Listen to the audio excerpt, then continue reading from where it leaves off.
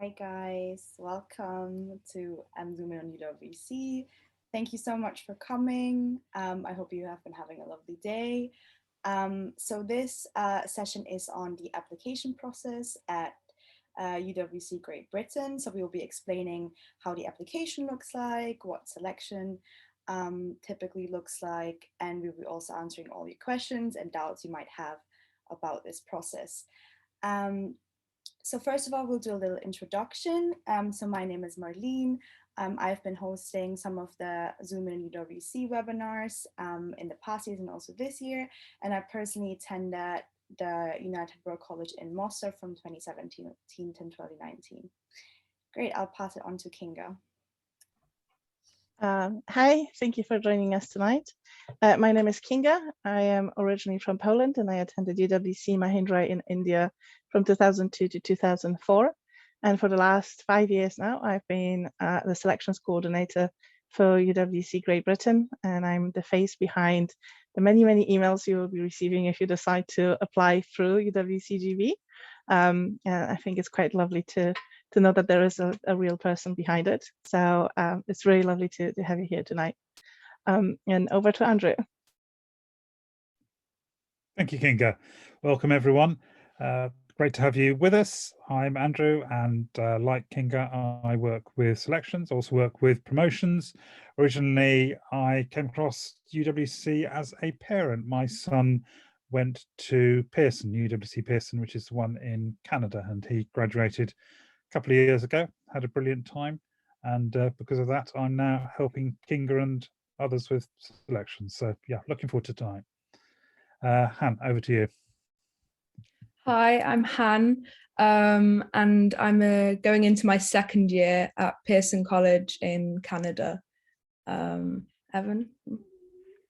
I'm Evan. I'm going to be doing my first year of UWC just at the end of August. So, yeah. Perfect. Thank you so much. So we have 2 student volunteers who are also going to share their experience on the application process. So to quickly clarify some technical things, so the session will be recorded, but since it is a panel, like there won't be any names of you participants be shown, and it will be available as well on the UWC GB website if you want to revisit the session. Please, if you have any questions now or during the webinar, feel free to post them in the chat to us, and we'll be answering them at the end of the webinar after going through some pre-prepared questions.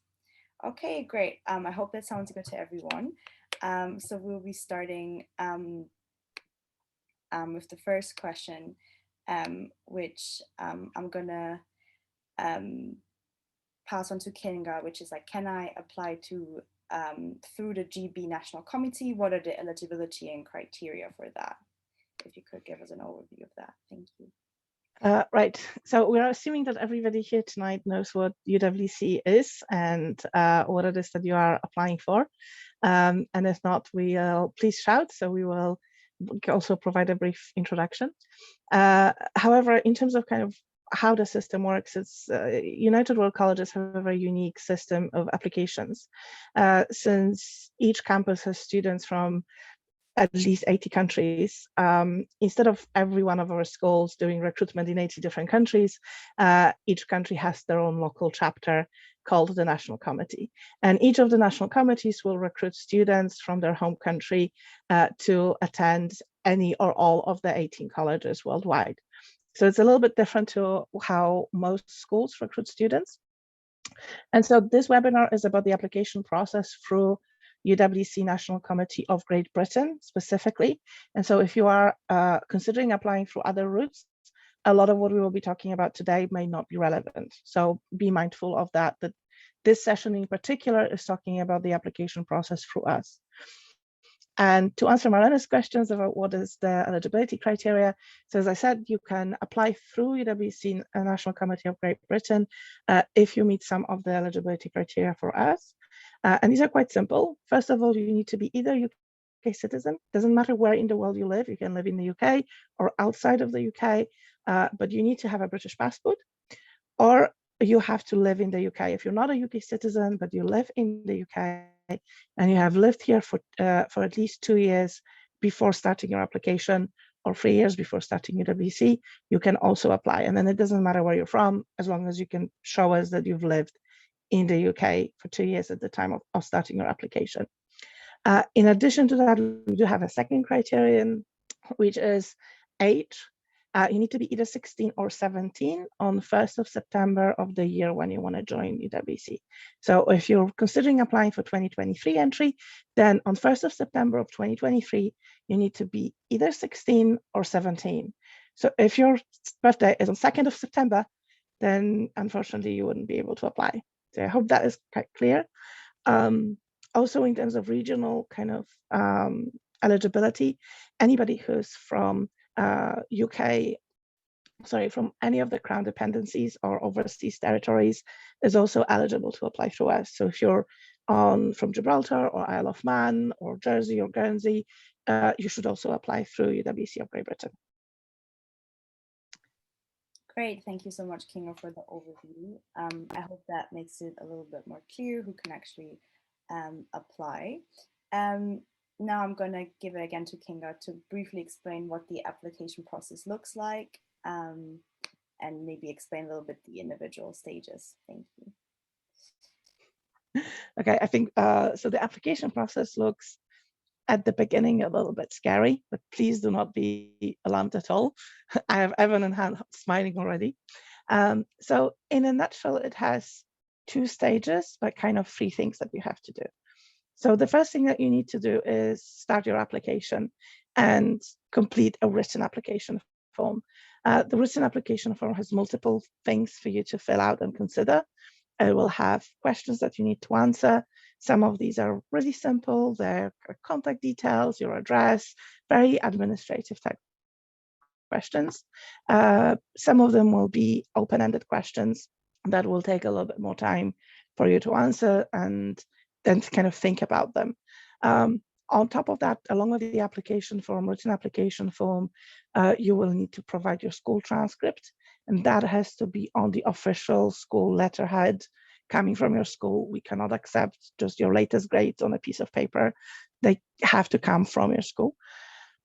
You also need to provide 2 references, one from your current or most recent teacher, and one from someone who is leading an activity that you participate in outside of school. In addition, you also need to get your parents' permission to apply. So I'm looking at all the parents here in the room. When you do get that email that your child is asking you to provide a consent to apply, please act on it as soon as possible. Our experience tells us that on the day of the deadline, this is kind of the one item that our candidates are still struggling with. So please do not miss that. They will not be able to press submit without that part. Another one document that you will need to submit as part of the application process is your passport or a travel document. If you do not have a passport, for whatever reason, then please submit a different document that confirms your date of birth and nationality. It can be an ID card, it can be a birth certificate, or any other official document that will confirm those 2 things. So that is the written application form. The deadline for that one is end of October, so you still have plenty of time. Another thing that you will be asked to do as part of that first stage is attend a community conversation. And I think we'll be talking a little bit more about that in a minute. So I'm going to park it for now, but the community conversation is something that we really, really enjoy. And I'm sure Hannah and Evan will want to share their experience with that as well. After you've submitted your application and you've had our community conversation, some of the candidates will be invited to join us for an assessment. Now, an assessment will be a day when you will have a series of group activities with other candidates and a kind of more one-to-one conversations with the committee and some of the graduates. And that assessment will be, this year will be partially online, partially in person, but you'll have a choice of doing it either fully online or hybrid, part in online, part in person. That stage will take place in December. And that is kind of the last stage of the process, and then the results are out in February. Great, thank you so much, Kinga. I hope that helped a bit in giving you a bit of an overview. Applications have already opened, by the way. You can apply via the website. I'm just posting the link in the chat as well. And as King already mentioned, one of the first contacts that you will have with us as a committee is community conversations, which I'm going to ask Kinga for 1 minute to explain what it is, and then ask the student volunteers to share their experience on how they felt it went for them. Right. So community conversation is a fantastic kind of step in the process. We are very big fans of it. And it's a 20-minute conversation that each of our candidates will have with 2 members of a wider UWC community. That could be 2 alumni, perhaps a parent and an alumnus, perhaps someone from the national committee and one of the recent graduates. And the aim of that conversation is for us to really get to know you. A lot of the questions in our conversations are really just about you. And we did introduce it as a step for our candidates to get used to this format of having a more formal conversation with adults, more interview style conversation, which can be very, very stressful for people who haven't had the experience with that. So we have that as this space for you to kind of get used to the idea of having a more formal interview, and for us to get to know you as a person, to kind of learn what kind of really keeps you going. And we've been running those for 2 years. This is now a 3rd year of us running community conversations. I'm kind of losing track. And yeah, we absolutely love this stage of the process. Also, it is not assessed. You will not be graded or marked on this process at all. It is really that kind of trial mock practice run that, you know, hopefully kind of eases you into this entire process. And what is for many, many people at this stage of their lives, a very first formal application process to any structured organization. And Han, would you like to tell us a bit about your community conversation? Yeah, so it feels like so long ago since my community conversation. So I've been at UWC for a year now, but my community conversation, I was really scared for it because obviously it had been my first formal kind of application, like Kinga said. But you just, I think, is it still the same? You have to prepare something. So you prepare something, say like from the news. I prepared a news article about female genital mutilation, which I'd been really interested about, and it had just come up in the news again. And so I just spoke about something that I was really passionate about, but also had lots of kind of ins and out it was kind of annoying in the community conversation because I couldn't get into it as such. But I just had to kind of explain, like just talk. It's just like a formal kind of conversation. And I think reflecting on it, it has really like helped and kind of foreshadowed the kind of conversations I've had at UWC. Yeah, that's, yeah. I don't want to talk for too long. Great, thank you so much. Evan, if you also want to share how it went for you, that would be great. I mean, yeah, it was like same for me. It was completely new. I'd never done any. I think this was kind of just at the start of online learning, so I'd been quite new to Zoom. I hadn't done any, job interviews, school interviews, so I just went in thinking, got no idea what this is. We'll just wing it, and it was just a lovely chat. I applied twice, and that's what I've done 2. I can't remember my second one, but the first one, I think I'm a space nerd, so I talked about some space station. I had a lovely little chat, and it was quite relaxed. It was literally just sat in a Zoom call, kind of telling people who you are as a person. It was quite a nice thing to go through, rather than as stressful as you might think it could be. Nice. Yeah, I mean, that's exactly what we intend, like kind of a little bit of a test conversation to prepare you for the upcoming application stages. Great. Kinga, we have another question for you, our expert in applications. Can you, I know you kind of touched upon it already, but can you briefly go over the different elements of the application form and what sort of is important to consider there? Of course. So as I mentioned earlier, there are several different sections of the application form, and when you log into your account, you will see like different tasks and you can complete them in any order you want. You don't have to go in the order in which they're organized. You can complete them at your own time and as you see fit. And so some of them are, like I said, very quick and very easy to sort. There's a one that is basically just about your contact details, another one that asks for contact details for your school and kind of the name of your school. And all of those, they should really just take you a couple of minutes to complete. There's a lot of additional documents that you need to prepare. Like I said, you will need your school transcript, the latest one. And by the latest one, we mean either the end of year one from June that you should have just received. If you are currently doing a first year of sixth form and you've just taken your GCSE exams, then please submit your GCSE exam results once they're published, because that will be very, very helpful. Alternatively, you can submit your October school transcript with your predicted grades or any kind of term grades that are being issued in October by your school. So this is one of the 3 documents that you would expect you to submit. If you have any specific questions, or if your situation is a little bit different, like you're homeschooled or your school doesn't issue reports, then please email us ahead of time so we can kind of guide you on what you should submit instead. Another really important thing that you need to do is, as I mentioned, you need to get your parents' consent to apply. You will not be able to submit an application without it. So it's really crucial that your parents complete that form before the deadline. And this is the one kind of external thing that you need to have clicked and kind of ticked off before this application deadline. The references that I mentioned earlier, one of them needs to be from a school, one of them needs to be from outside of school. I would suggest speaking to your referees as soon as possible, telling them a little bit what it is you're applying for, telling them a little bit about UWC. Also, if your referees have questions on what should be included in that reference, you can really calm them down, because the reference forms have guiding questions for them. So when they access it, the form will actually have specific questions about you and about your performance and about specific activities. So when you're thinking about whom to ask for a reference, I would say ask the teachers and adults in your life who really know you very well.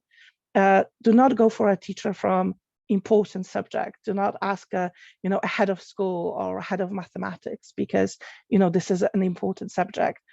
I'd rather you ask your music teacher or your PE teacher who knows you really, really well and can give us a better picture of who you are as a person, than you ask a teacher who knows you a little bit, sees you 1 hour a week, but will only give us a very generic information about your performance at school. Think about the people who really know you and who can really tell us a little bit more about who you are. So think about it, start speaking to your potential referees as soon as possible, and give them a little bit more time to prepare and think about what they want to write about you.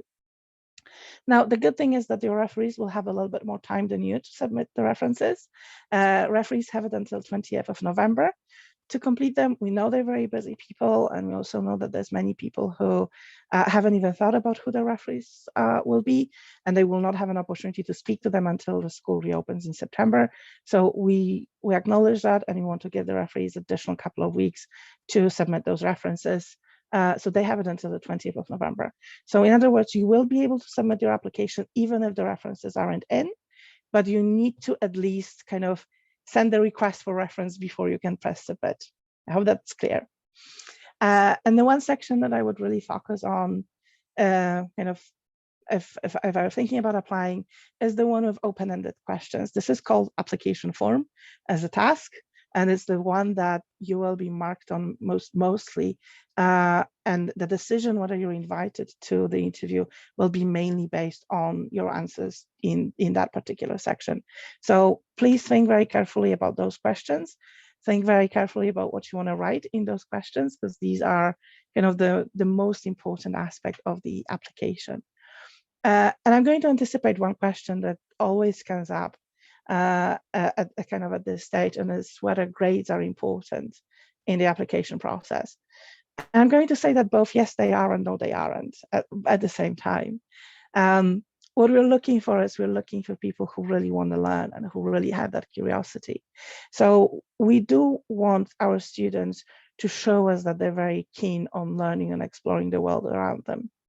but it doesn't mean that we're looking for students who have straight A's or straight 9s. We will expect our students to have kind of a B average in those subjects that you absolutely have to take on the IB. So think English and maths, but you don't have to have, stellar grades across the board. If you're really struggling with history, but you're doing great in geography, that's fantastic, because on the IB, you will only have to take one social science. So you don't have to take history. If you're doing great in physics, but chemistry is definitely not your thing, again, that's perfectly fine, because on the IB, you only have to take one science. But if you're struggling with like all of your schoolwork, then, that will be a little bit of a problem. So think about, not having to have straight A's or straight 9s and perfect grades, but kind of focus on those subjects that are mandatory for the IB, because these are the grades that we will be actually looking for and kind of looking at.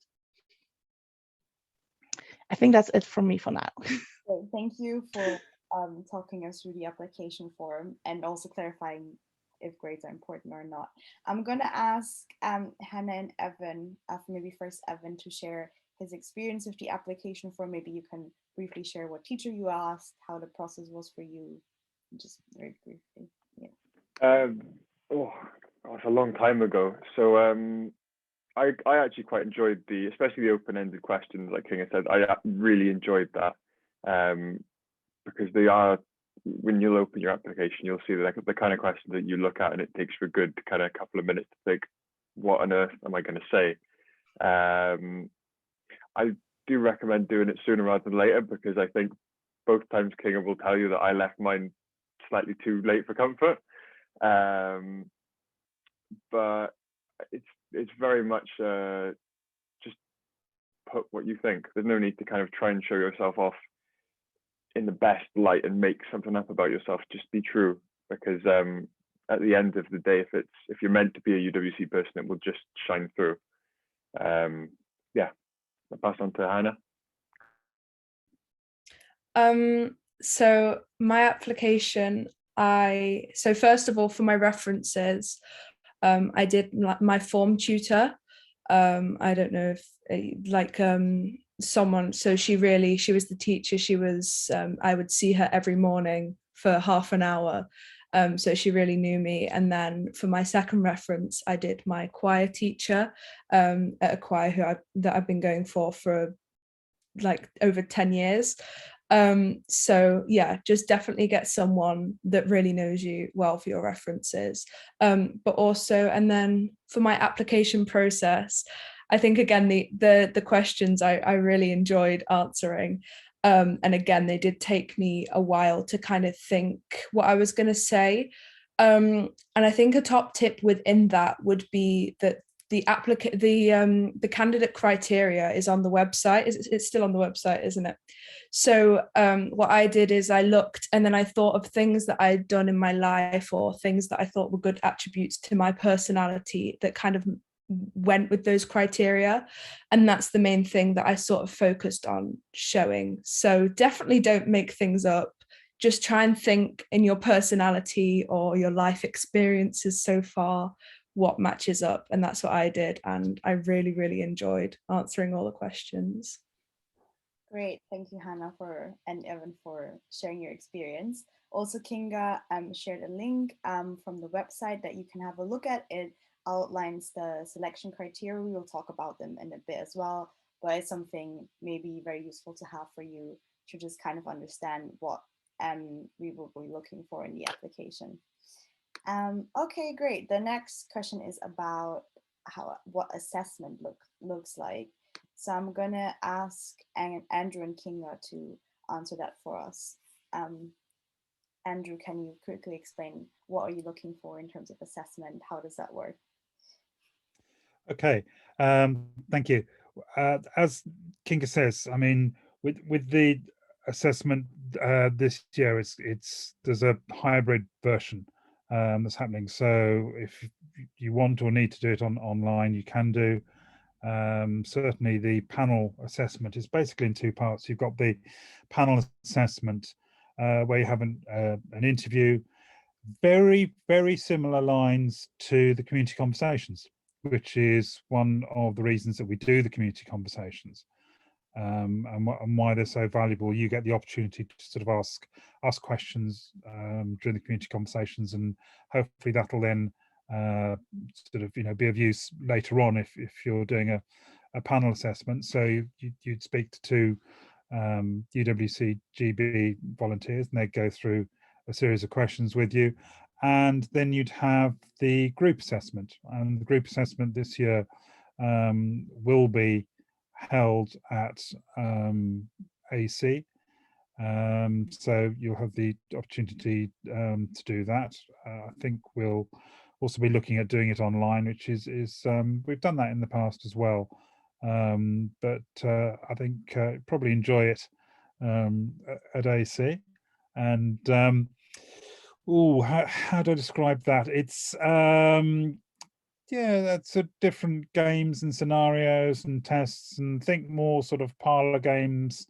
I'm sure that Evan and Han can give you more of an insight of what it feels like to do something like that, and whether it is just one big laugh or slightly more traumatic than that. But definitely a step away from the more orthodox sort of form of assessment, I think. So something different there. Kinga, I expect you'd like to say something, and then maybe if our current students offer their thoughts, I'm sure those would be valuable. Thank you. Of course. So like Andrew said, the panel assessment is a bit like a formal interview, and it'll be you and two volunteers. It will take about 40 to 45 minutes, and you will be, so it's a bit longer than the community conversation, and you will be asked to prepare a topic in advance as well. And you will start with that topic, and then there will be a series of questions that our volunteers will be asking you, and you will also have an opportunity to ask more questions. So this one is a little bit longer and a little bit more formal, and this step will happen online for everybody. So that interview will happen online. The one bit that you will be able to choose whether you want to have it in person or online is the group assessment. And the group assessment is about 2 hours, and you will be in a group with 5 other candidates and 2 of our assessors. And those activities will be some fun games, some physical games, some conversations, a conversation topic where everybody will kind of need to argue about. And those will be kind of focused on you and how you interact with other candidates. There's never kind of right or wrong answers to any of the questions. It is kind of, we're more looking at how you think rather than what you think. Not that what you think is irrelevant, of course it is, but the whole kind of aim of those activities is to see how your thought process works, how you make different kind of logical connections, and how you arrive at different solutions and different answers. So there's no such thing as a wrong question. There's no such thing as a wrong political opinion. It is all about kind of seeing how you interact with other candidates and how you interact with a topic that is given to you to argue. And I can see Hans smiling a lot. Would you like to say something to that? Yeah, I really enjoyed the group assessment. I think, again, I was really scared. I was very scared for all of these because it is really like nerve-wracking. But I got on, and I think at first I was kind of like overthinking everything that I was going to say, because I thought, oh, they're going to assess me on how I say hello to people, how I introduce myself. Like I was really overthinking everything.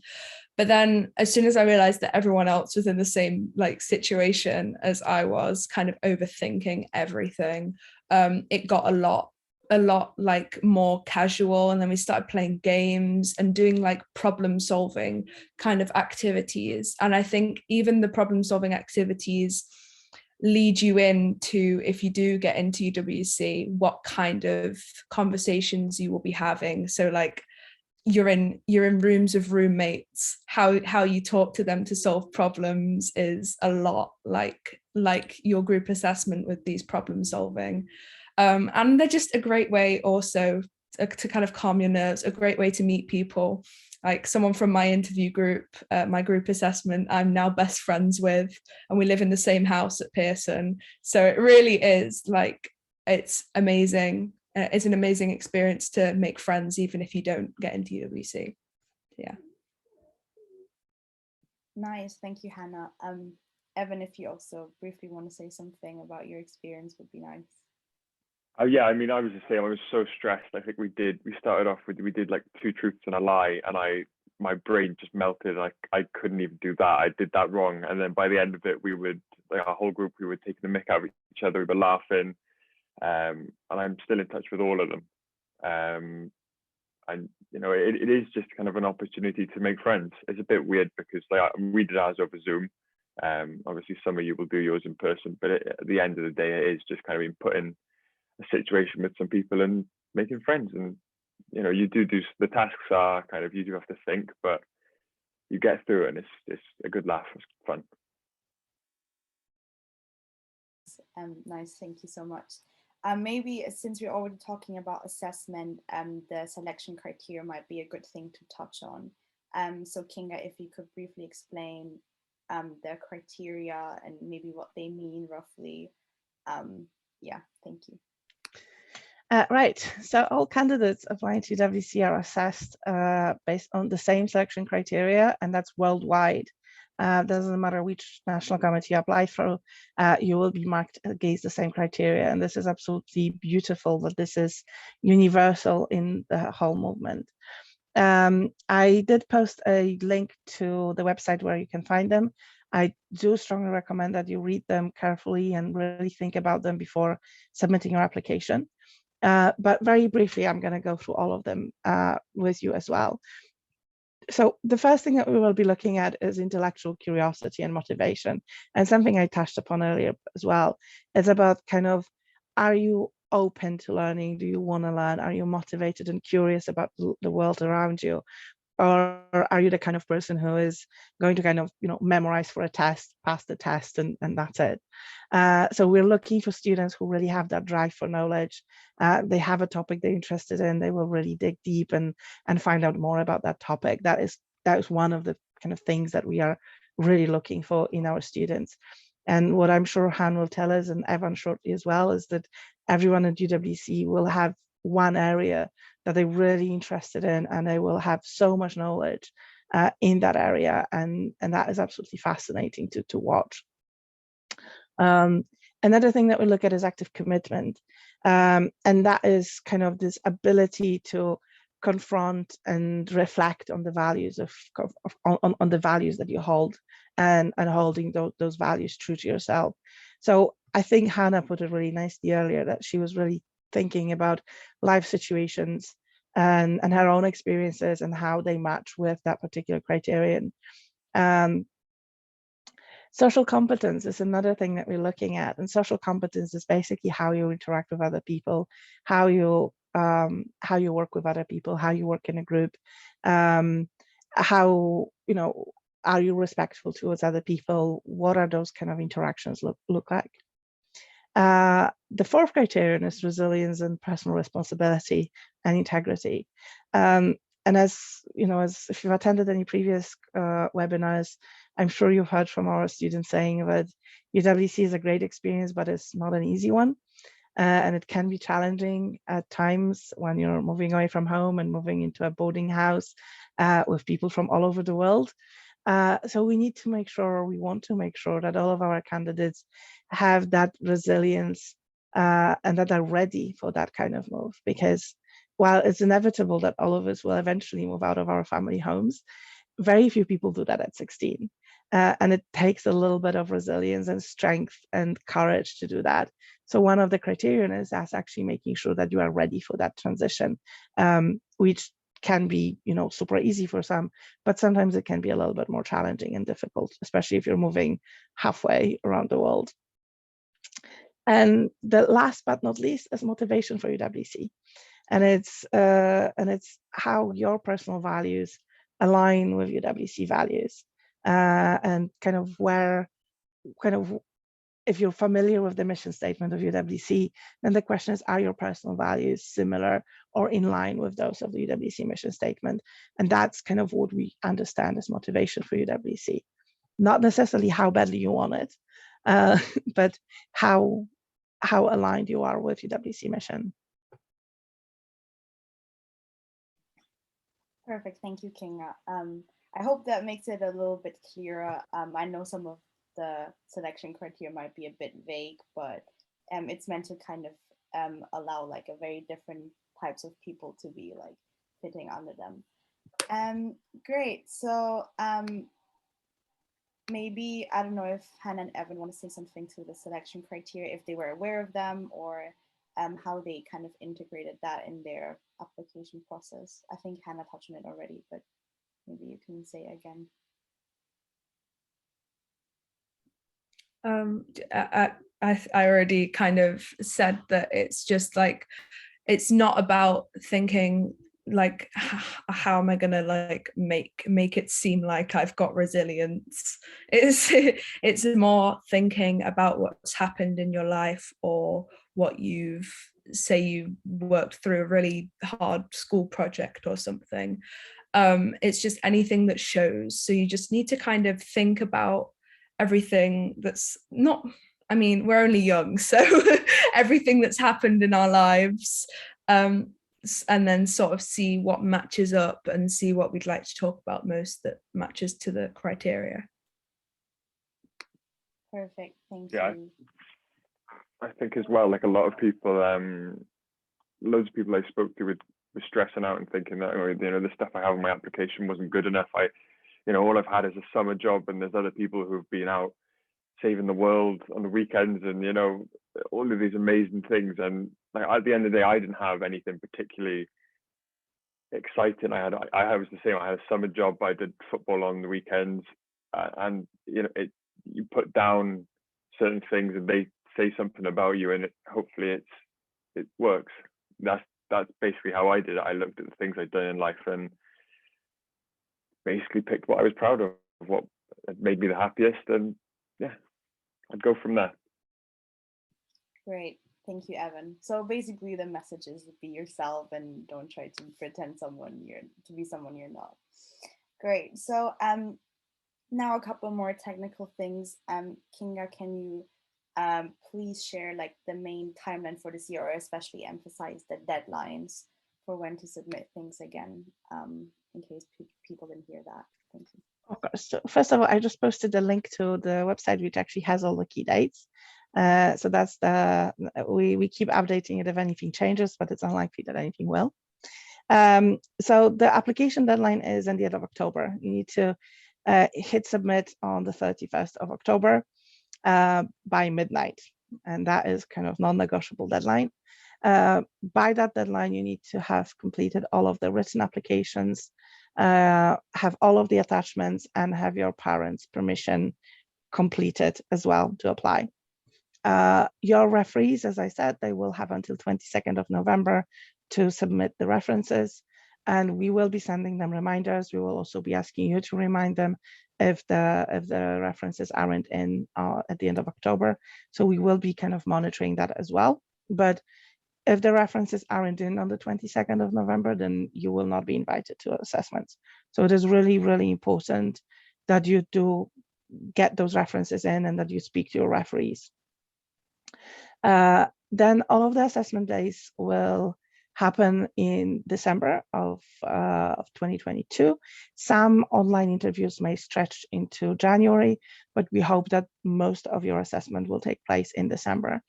If you opt for the in-person group assessment at Atlantic College, that will be 11th and 12th of December, and possibly 17th and 18th. We're not sure yet, but 11th and 12th is our main assessment weekend at Atlantic College. And depending on how many people opt in for in-person, we will then decide whether we also open the second weekend of assessments. But in terms of the online assessments, those will be kind of scheduled on ongoing basis throughout December. And then I'm afraid there will be a little bit of a waiting game because the results will only be shared with you in mid-February. Now, in the so-called meantime, if you are invited to assessment, you will be asked to complete a few more additional forms. One of them will be which form of assessment would you like, and when are you available to attend. There will be also a few other kind of pieces of information that we may ask you to complete. If you are applying for financial aid, you will also be able to access it in that time period between submitting your application and coming to assessment. The deadline for all of those additional documents that we will be asking you in November and December will be end of December. Some of those forms will be submitted, completed by you. Some of them will be completed by your parents. So for the parents, also the deadline for those additional documents will be 31st of December. And we don't want to make any of those forms kind of available at this stage because as per GDPR, we have to collect the minimum information required. So this information will only be requested if you're actually invited to assessments and not right now. So you don't have to think about any of this at this stage, but be mindful that if you're accepted, if you're invited to assessment, then November, December, you will have a couple of additional forms for you to complete. At that time, we will also be sharing additional information about colleges with you. You will receive a very long document that will outline all of the courses and CAS activities offered by each school, some facilities on site, and a lot more detailed information about the college. And we'll be having additional information sessions for parents and for candidates. So there'll be a lot more information coming your way if you're invited to assessments. And all of that will happen in that very busy period right before Christmas.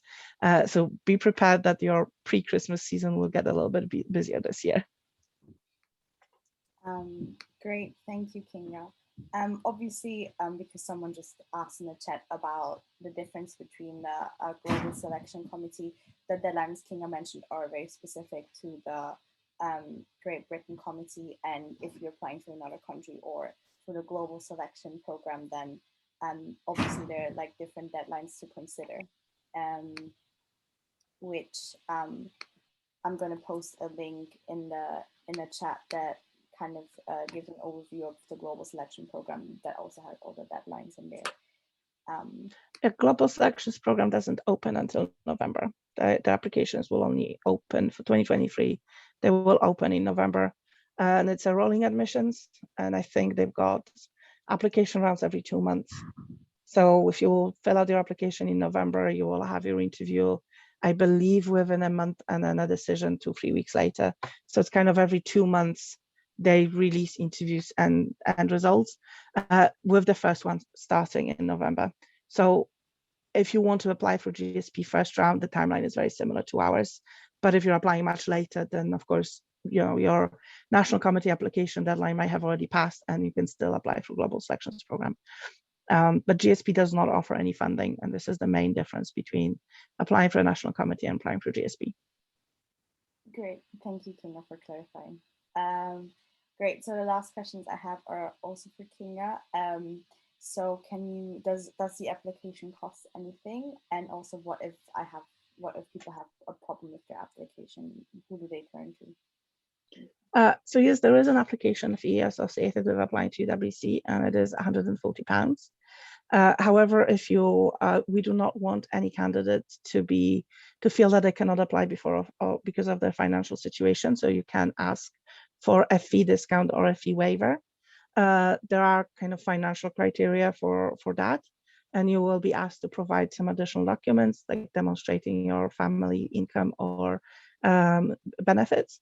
But once you send that, you will have an answer within a day whether you've been granted a discount or a fee waiver. And there are a couple of levels of discounts as well, depending on your family income. So if you feel like you can't afford the application fee, please let us know. Your application form does have an optional question, which is the fee waiver question. If you do think that £140 is outside of your reach, please indicate that in that question, and you will receive instructions what to do next, and you will know within a day how much you will be asked to pay for the application fee. Great, thank you, Kinga. And if people have any questions or problems with the application, who can they contact?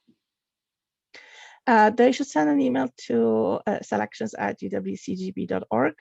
That email address is available on our website and in the application form and on the application website. And it is also, if you receive any of the automated emails from us, they are not a no reply email. To most of them, you can actually reply, and that will send that email directly to me. So yes, just keep in mind it's selections@uwcgb.org or selections@gb.uwc.org. Yes, we use both. And that is these are the two main email addresses for you that you can use. Both emails are monitored daily and we try to respond very quickly. So yeah, just use those emails and someone will get back to you. Great, thank you, Kinga. Okay, so that was all the questions that I had prepared. So now we're gonna go through the answers that some of our participants asked. Some of them we already answered, I think, throughout the pre-prepared list. But I mean, as we were thinking about application, a question might also be, what schools should I apply to? So what UWC should I put on my application form? Maybe someone said that they wanted to become an interior designer. So I think visual arts might be an interesting choice. Maybe Kinga, and then also Hannah and Evan, can you briefly talk about how maybe people should think about what schools to put down, and then also what the order matters and how that works. Thank you. So United World Colleges are not universities, and you cannot study interior design at UWC. This is high school.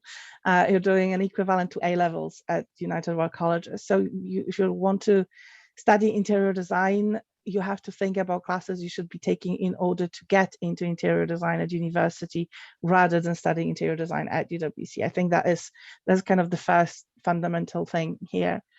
And in terms of kind of how to decide which UWC you should go to, I think there are several things to it. First of all, I would really encourage everyone to be as open-minded as possible and don't close off schools. Just because they're, on one hand, all UWC schools and colleges are similar because they all offer the International Baccalaureate and they follow the same curriculum. But each of our schools is located in a different country, in a very different location, and they all draw from that local community and local amenities.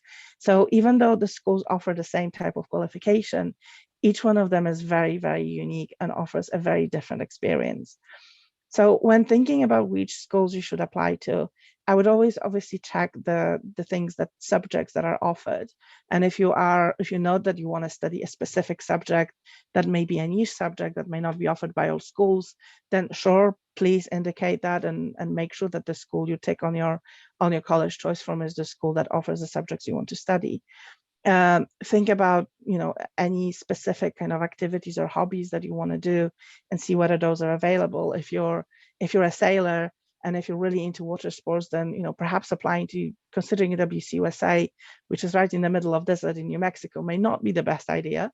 So think about that, but I would still kind of urge you to keep an open mind about the schools. And consider your options to be a little bit wider. Sometimes the school you're nominated for won't really surprise you. And maybe Han would want to say something to that. So obviously I go to Pearson, which is in Canada. It's on Vancouver Island. And it's very, very like water-based. So we're right on a bay.